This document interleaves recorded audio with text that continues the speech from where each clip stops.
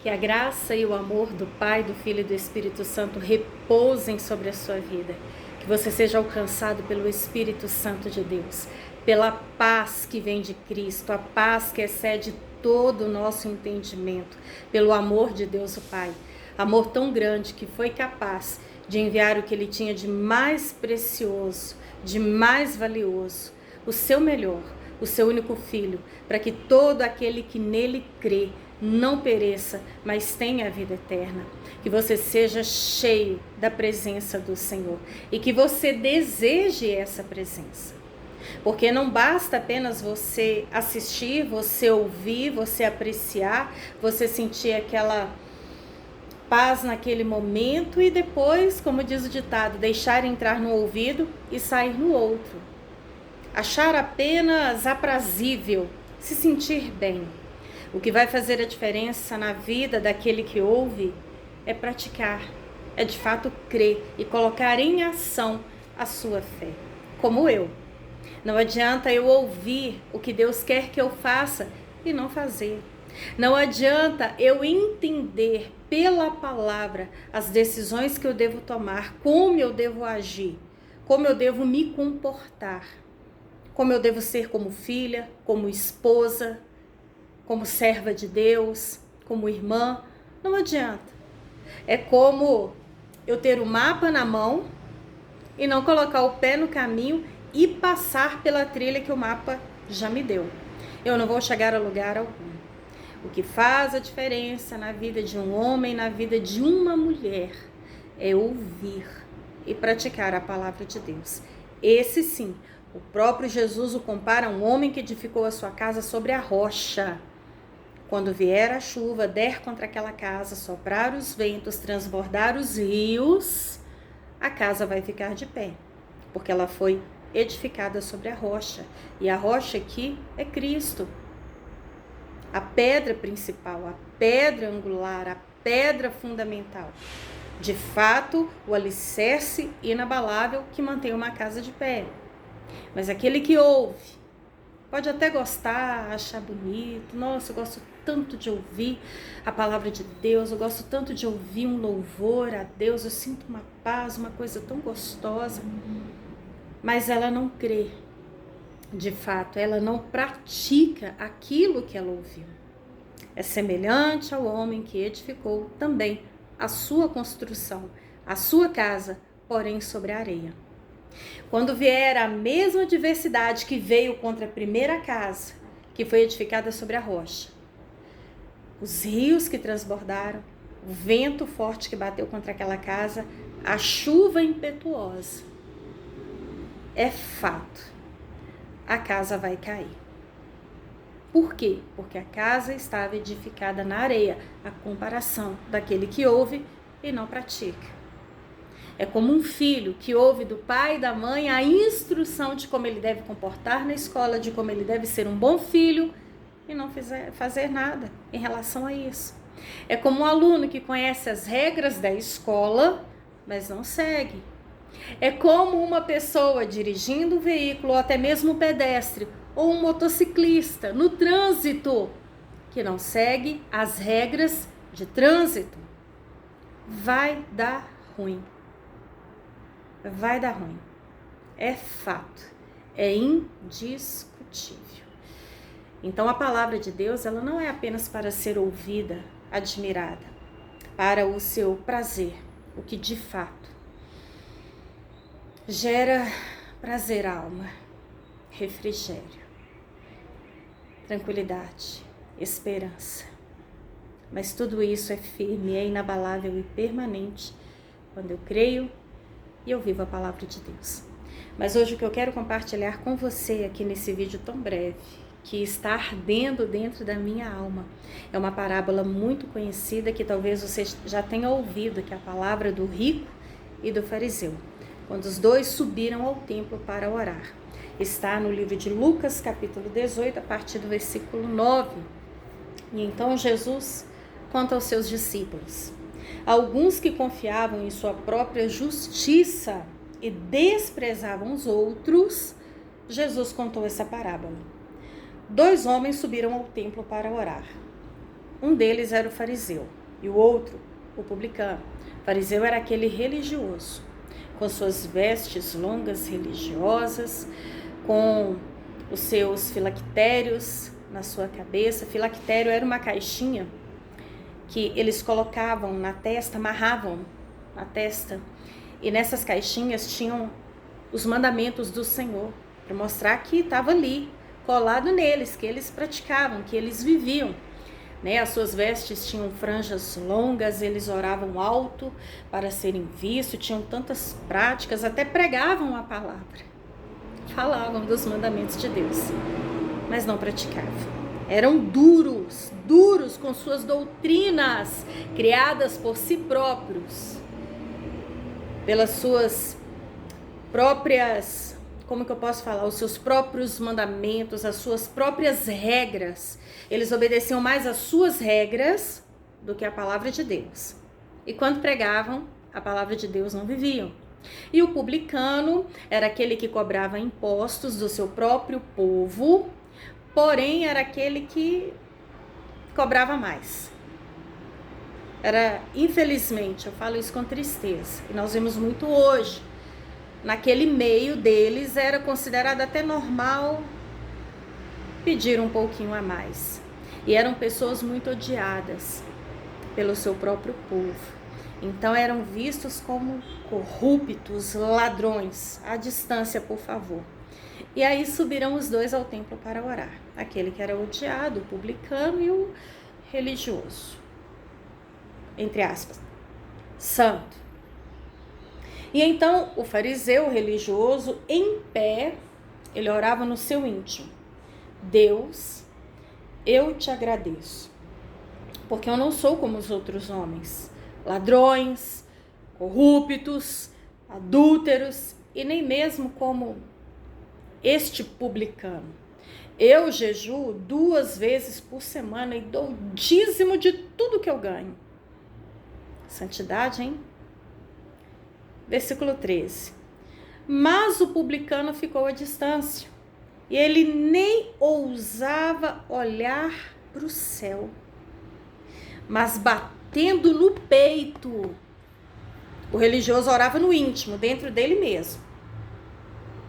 O publicano, ele pôs para fora, que estava corroendo ele por dentro. Ele chegava a bater no seu peito, dizendo: Deus, tem misericórdia de mim, eu sou um pecador.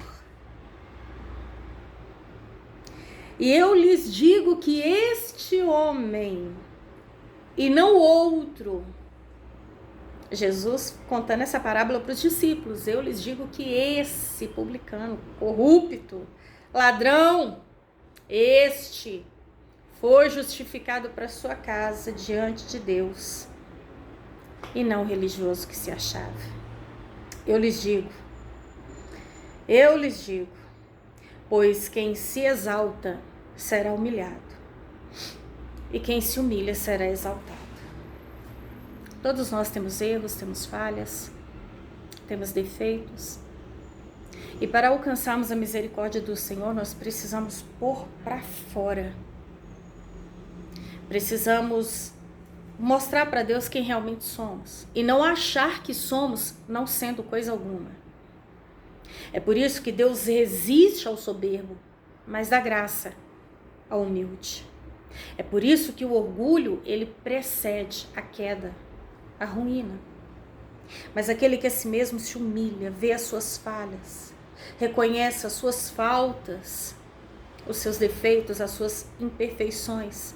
É como um paciente que chega ao médico e ele põe para fora aonde é a dor, tudo que lhe tem feito mal, porque o médico não conhece o corpo dele, é ele que conhece. Às vezes a dor é por dentro, não é um machucado por fora, externo, a olhos nus. Então o médico não vai adivinhar onde que é a dor. Ele tem que falar, ele tem que contar, ele tem que confiar, ele tem que pôr para fora aquilo que está lhe causando mal aqui dentro, para que o médico venha ajudá-lo e receitar o melhor remédio, o melhor tratamento. Não adianta esconder as coisas do médico, porque senão ele vai sair do consultório doente e vai piorar. a sua situação. Com Deus vai muito além. Lembra do Salmo 139? O Senhor nos sonda e nos conhece. Ele conhece o nosso assentar, o nosso levantar, quando trabalhamos, quando descansamos. Antes de abrir os lábios, Ele sabe tudo que nós vamos falar. Se eu subir ao mais alto céus, ali tu estás. Se eu fizer a minha cama no mais profundo vale, também ali Ele está. E o salmista declara que ainda sem forma, um pequeno embrião no ventre da sua mãe, já estava ali, diante dos olhos de Deus, sendo formado pelo próprio Deus. Tem pessoas que diante da esposa é uma coisa, por trás, longe dos olhos dela, é outra. Diante do seu patrão é uma coisa, mas quando o patrão não está, é outra totalmente diferente. Dentro do ambiente de igreja, de comunhão, igreja, corpo de Cristo, ali ajuntamento, congregação, é uma coisa. Muitos, eu falo com convicção que são muitos fariseus, mas fora daquele ambiente, é uma pessoa que Deus sabe a vida de trevas que ela leva. No mais profundo charco de lodo. Só que ela não se abre com Deus. E não adianta. Ainda que ninguém esteja vendo, ainda que ninguém saiba, não tem como esconder nada de Deus. Se nós quisermos ser curados, precisamos falar para o Senhor aonde é a nossa dor.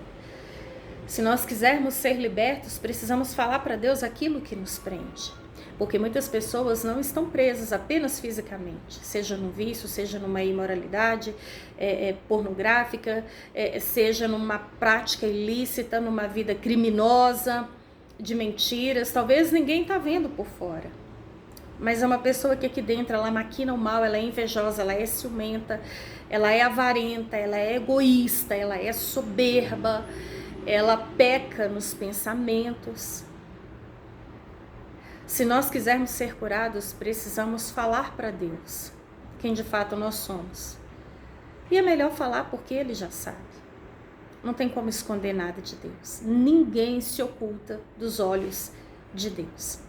Tem muita gente aí, como diz um ditado que eu acho até feio, mas é uma pura realidade, que está arrotando santidade, arrotando seriedade, arrotando a justiça própria. Mas são pessoas que estão cativas, que carregam uma grande culpa, vergonha, um pecado imoral. Como aquela mulher adúltera lá em João 8, que todos já estavam com as pedras nas mãos, prontos para executar o juízo, que na própria lei dada a Moisés, o Senhor tinha determinado, lá no Antigo Testamento. Antes da vinda de Cristo, do seu sangue derramado, antes da graça, do perdão, do arrependimento, de uma nova criatura em Cristo, uma nova vida, um novo nascimento. Naquela época, de fato, era pedrada mesmo. Todos aqueles que tinham sido pegos em adultério. Não somente a mulher, como só ela foi levada diante de Jesus e dos outros, mas também o homem, que naquela hora, ó, perna para quem tem. Você não vê o homem nessa situação lá em João 8. Mas naquele momento, a diferença entre a mulher que foi pega em adultério e os que estavam com as pedras nas mãos, que conheciam muito bem a lei, é que ela foi pega no ato, foi descoberta na hora, flagrante, testemunhos. Só que os que estavam ali, os seus pecados estavam ocultos. Talvez eram até piores que o daquela mulher, porém estavam encobertos, camuflados. Tanto que quando Jesus disse, entre vós, quem não tem pecado, atire a primeira pedra. E a palavra fala que todos, dos mais velhos aos mais novos, jogaram no chão as suas pedras e foram se retirando. Por quê? Porque todos tinham pecado. E olha que ninguém sabia o pecado deles, porque estavam encobertos. Nada fica oculto aos olhos do Senhor. O Senhor conhece cada coração. É melhor confessar, é melhor pôr para fora. É melhor de fato se arrepender enquanto é tempo. Porque Deus, Ele perdoa. Ele cura, Ele liberta. Ele é o Deus de recomeços, de renovo, do nascer de novo. Não adianta fingir que, eu não mato, eu não roubo, não desejo mal de ninguém, não falo mal de ninguém, eu ajudo todo mundo, eu sou uma pessoa muito boa, né? Eu trabalho, pago as minhas contas. Não, eu não sou como aquele ali que tá na droga, né? Aquela ali, ela tá traindo o marido, aquele ali não honra os seus pais. Não, eu sou fiel a Deus nos dízimos, nas ofertas. Não toco em nada que é de ninguém. Eu sou uma pessoa que, se Jesus voltar agora, eu vou ser a primeira a subir. Quem não tem pecado? Quem não precisa da misericórdia e da bondade de Deus? É melhor se arrepender enquanto é tempo. Porque pode ser que não dê tempo. E se Jesus tirar o nosso fôlego de vida nesse segundo, nesse momento, como estão as nossas vestes espirituais? Como que está o nosso coração? A casa está arrumada? Eu não falo daquela faxina com veja, pinho-sol, perfume, bom ar. Não. Como é que tá? O templo do Espírito Santo. Como é que tá o coração? Eu não tenho autoridade nenhuma para jogar pedra em ninguém. Eu tenho buscado, sim, todos os dias, estar na presença do Senhor com o coração limpo. Não sou melhor do que você, não sou melhor do que ninguém. Eu só preciso ser melhor do que ontem, do que um dia eu fui sem Cristo. Eu só não posso viver sem a presença dEle. Deus pode mudar a sua história a partir de quem você for de fato, dos seus lábios, da boca, que sai de dentro do seu coração diante do Senhor. Abra o seu coração, se arrependa. Deus pode mudar a sua história totalmente, a não ser que você queira continuar do jeito que você está. Amém?